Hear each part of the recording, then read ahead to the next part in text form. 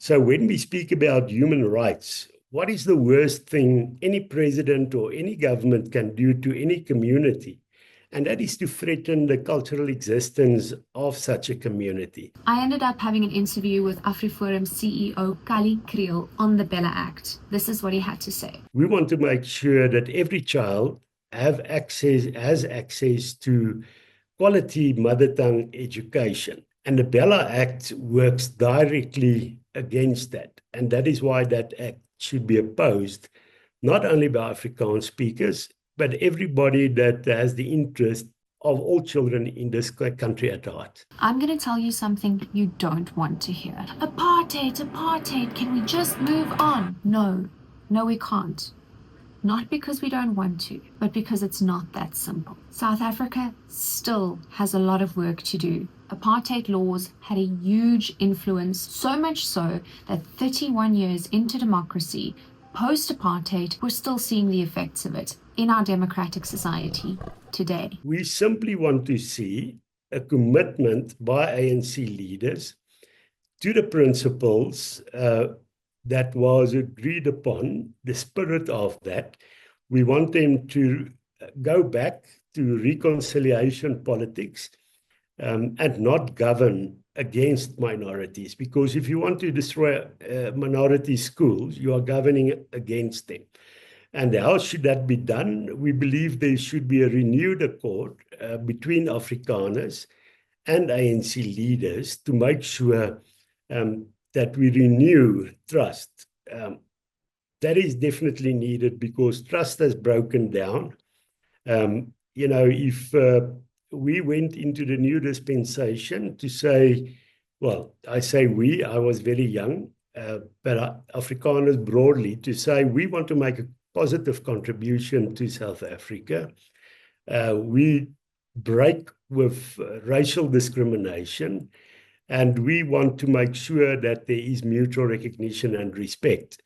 And it went well for a while, but what we are seeing today is definitely something that former President Nelson Mandela would not be proud of. My name is Catherine White. I'm a journalist and I'm here to make South African news more consumable than ever before.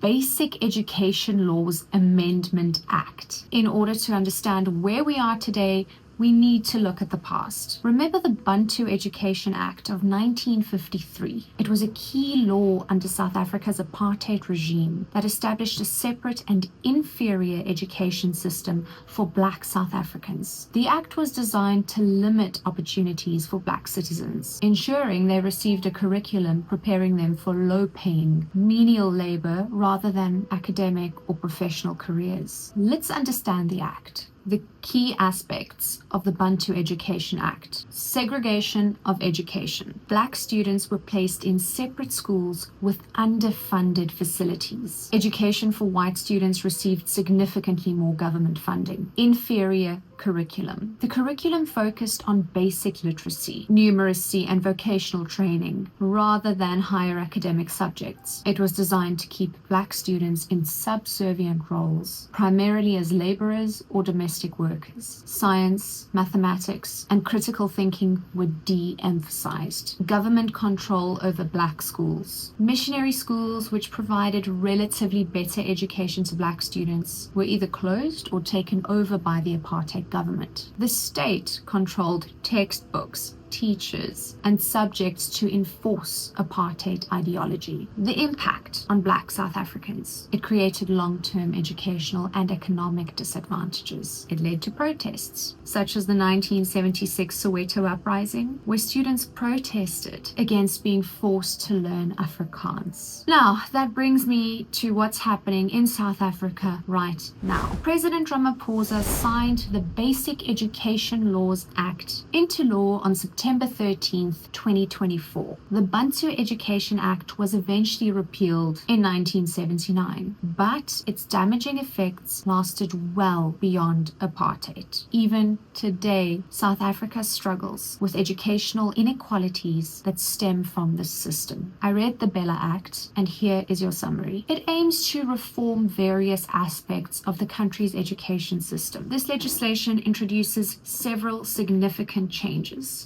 Compulsory education. Previously, only grades 1 to 9 were mandatory. The BELA Act extends this requirement to include grade R, the reception year before grade 1, and grades 10 to 12. Parents can face up to 12 months in jail if their children are not enrolled in school or are habitually absent. There are issues with bringing in grade R, which I think is a brilliant idea, but there's not financial backing for that to happen. Language and admission policies. The Act transfers authority to determine school language and admission policies from school governing bodies to provincial education officials. And this is where the civil rights organization AfriForum is concerned. What it does, it would give a power to people that we have seen are driven towards English-only education.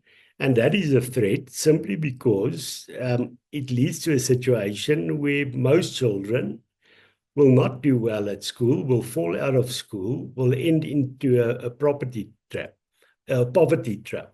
So this shift aims to standardize policies and promote inclusivity, but it's raised concerns about reduced community involvement and potential impact on mother tongue education. You know, there should be Afrikaans schools. If somebody is going to threaten our cultural existence, like President Ramaphosa did when he signed the BELA Act, it's an education act in South Africa that gives an official the right to override the democratic elected school governing body's decision with regard to language policy. So if they're going to attack our cultural existence by targeting Afrikaans schools, we should come to the fore, and we do so unashamedly. But we can also unashamedly come to the fore and say, with regard to 9 other of the official languages in the country, Afrikaans and English is a language of tuition. Afrikaans is being reduced at universities, and BELA is trying to reduce it at school level.